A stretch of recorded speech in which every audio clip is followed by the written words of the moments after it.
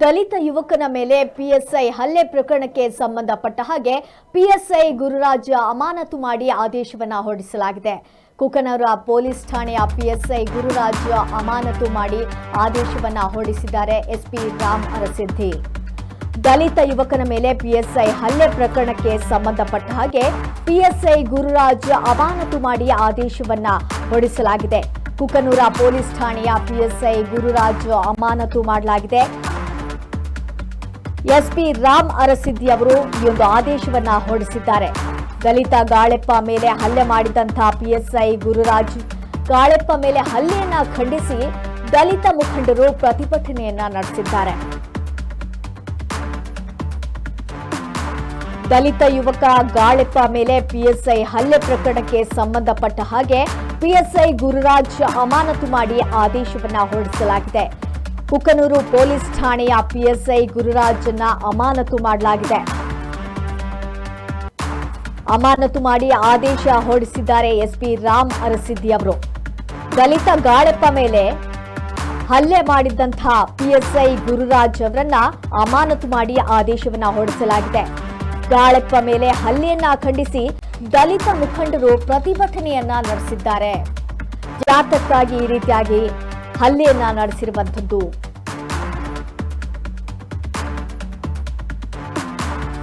ಎಲ್ಲ ನಿಟ್ಟಿನಲ್ಲಿ ದಲಿತ ಮುಖಂಡರು ಪ್ರತಿಭಟನೆಯನ್ನ ನಡೆಸಿದ್ದಾರೆ. ದಲಿತ ಯುವಕ ಗಾಳೆಪ್ಪ ಮೇಲೆ ಪಿಎಸ್ಐ ಗುರುರಾಜ್ ಅವರು ಹಲ್ಲೆ ಮಾಡಿರುವಂಥದ್ದು. ಈ ನಿಟ್ಟಿನಲ್ಲಿ ಹಲ್ಲೆಯನ್ನ ಖಂಡಿಸಿ ದಲಿತ ಮುಖಂಡರು ಪ್ರತಿಭಟನೆಯನ್ನ ನಡೆಸಿದ್ದಾರೆ. ಪಿಎಸ್ಐ ಗುರುರಾಜನ್ನ ಅಮಾನತು ಮಾಡಿ ಆದೇಶವನ್ನ ಕೂಡ ಹೊರಡಿಸಲಾಗಿದೆ. ನೋಡಬಹುದು ನೀವು, ನನಗೆ ಸಿಕ್ಕಾಪಟ್ಟೆ ಬಡದು ಬಟ್ಟೆಗೆ ಇಟ್ಟಾರೋ ಆ ಥರನೂ ಕೂಡ ನನಗೆ ಹಿಂಸೆ ಕೊಟ್ಟರು. ಈ ಥರ ಎದಿಮೇಲೆ ಹಿಡ್ಕೊಂಡು ಸಿಕ್ಕಾಪಟ್ಟೆ ಹೊಡೆದ್ರು. ಮತ್ತು ನನಗೆ ತಲೆಗೆ ಸಿಕ್ಕಾಪಟ್ಟೆ ಬಡ್ದಿದ್ದಾರೆ. ತುಂಬ ಪೇನ್ ಆಗ್ತಾಯಿದೆ. ನನಗೆ ಡಿಪ್ರೆಷನ್ಗೆ ಹೋಗೋ ರೀತಿಯಲ್ಲಿ ಆಗ್ತಿದೆ. ಈಗ ಜಸ್ಟು ಆಸ್ಪತ್ರೆಯಲ್ಲಿ ತೋರಿಸ್ಕೊಂಡು ಬಂದು ಒಂದು ಇಂಜೆಕ್ಷನ್ ಮಾಡಿದ್ದಾರೆ ಮೇಡಮ್ ಅವರು. ನಾನು ಹಿರೇಮನಿ ಗಾಳೆಪ್ಪ ಅಂತೇಳಿ KPCC ರಾಜ್ಯ ಕಾರ್ಯದರ್ಶಿಗಳು ಕಾರ್ಮಿಕ ವಿಭಾಗ. ನಾನು ಕುಕ್ನೂರು ಪೊಲೀಸ್ ಸ್ಟೇಷನ್ಗೆ ನನ್ನ ಸಂಬಂಧಿಕರ ಒಂದು ವಿಷಯಕ್ಕೆ ಬಂದಿದ್ದೆ. ಅಲ್ಲಿ ಬಂದ ಸಂದರ್ಭದಲ್ಲಿ ನನ್ನ ಸಂಬಂಧಿಕರಿಗೆ ನ್ಯಾಯ ಕೊಡಿಸಿ ಅಂತ ಹೇಳಿ PSS ಅವರಿಗೆ ಹೇಳಿದಾಗ ಅವರು ನೇರವಾಗಿ ನನ್ನ ಕುತ್ತಿಗೆ ಪಟ್ಟಿ ಹಿಡಿದು, ನೀವೆಲ್ಲ 500 ರೂಪಾಯಿಗೋಸ್ಕರ ಚಿಲ್ಲರೆ ಕೆಲಸ ಮಾಡುವ ನಿಮ್ಮ ಬಗ್ಗೆ ನನಗೆ ಗೊತ್ತದ, ರಾಜ್ಯಾದ್ಯಂತ ನೀವು ಏನು ಮಾಡ್ತೀರ ಅಂತ ಹಲ್ಕ ಕೆಲಸ ಮಾಡ್ತೀರ ನನಗೆ ಗೊತ್ತದ. ನನಗೆ ನಿಮ್ಮಿಂದ ನಾವೇನು ಪಾಠ ಮಾಡೋಕ್ಕಾಗಿಲ್ಲ ಅಂಥೇಳಿ ನನಗೆ ಜಾತಿ ನಿಂದನೆ ಮಾಡಿ, ನನಗೆ ಅಲ್ಲಿ ಕ್ಯಾಮ್ರಾ ಕೂಡ ಇದೆ ನೋಡ್ಬೋದು ನೀವು. ನನಗೆ ಸಿಕ್ಕಾಪಟ್ಟೆ ಬಡದು ಬಟ್ಟೆಗೆ ಇಟ್ಟಾರೋ ಆ ಥರನೂ ಕೂಡ ನನಗೆ ಹಿಂಸೆ ಕೊಟ್ಟರು. ಈ ಥರ ಎದಿಮೇಲೆ ಹಿಡ್ಕೊಂಡು ಸಿಕ್ಕಾಪಟ್ಟೆ ಹೊಡೆದ್ರು. ಮತ್ತು ನನಗೆ ತಲೆಗೆ ಸಿಕ್ಕಾಪಟ್ಟೆ ಬಡ್ದಿದ್ದಾರೆ. ತುಂಬ ಪೇನ್ ಆಗ್ತಾಯಿದೆ. ನನಗೆ ಡಿಪ್ರೆಷನ್ಗೆ ಹೋಗೋ ರೀತಿಯಲ್ಲಿ ಆಗ್ತಿದೆ. ಈಗ ಜಸ್ಟು ಆಸ್ಪತ್ರೆಯಲ್ಲಿ ತೋರಿಸ್ಕೊಂಡು ಬಂದು ಒಂದು ಇಂಜೆಕ್ಷನ್ ಮಾಡಿದ್ದಾರೆ ಮೇಡಮ್ ಅವರು. ಇವಾಗ ಸ್ವಲ್ಪ ಸುಧಾರಿಸ್ಕೊಂತಿದ್ದೀನಿ. ಇಲ್ಲೆಲ್ಲ ತುಂಬ ಪೇನ್ ಆಗ್ತಾಯಿದೆ, ಕೈ ಎತ್ತಕ್ಕಾಗ್ತಾ ಇಲ್ಲ. ಆ ಥರ ಬಡಿದಿದ್ದಾರೆ. ನಾವಿಲ್ಲಿ ಕರ್ನಾಟಕದಲ್ಲಿದ್ದೀವೋ ಏನು ಬೇರೆ ರಾಜ್ಯದಲ್ಲಿದ್ದೀವೋ ಬೇರೆ ದೇಶದಲ್ಲಿದ್ದೀವೋ ಅಂತೇಳಿ ನನಗೆ ಫೀಲ್ ಆಗ್ತಾ ಇದೆ. ಇಂಥ ಒಬ್ಬ ಅಧಿಕಾರಿಗಳು ಏನೋ ಪೊಲೀಸ್ ರಕ್ಷಣೆ ಮಾಡ್ತಾ ಇದ್ದಾರೋ ಅಥವಾ ಏನೋ ಸಾಮಾನ್ಯ ಜನರನ್ನ ಏನೋ ನರ ಬಲಿ ಮಾಡ್ತಾ ಇದ್ದಾರೋ ಅಂತ ಗೊತ್ತಾಗ್ತಾ ಇಲ್ಲ. ನನಗೆ ತುಂಬ ನೋವಾಗುತ್ತೆ. ಇವ್ರ ಪ್ರಕಾರ ಇದೇನಾದ್ರೂ ತಪ್ಪಾಗಿದ್ರೆ ಅವ್ರು ಕ್ರಮ ಕೈಗೊಳ್ಳಿ.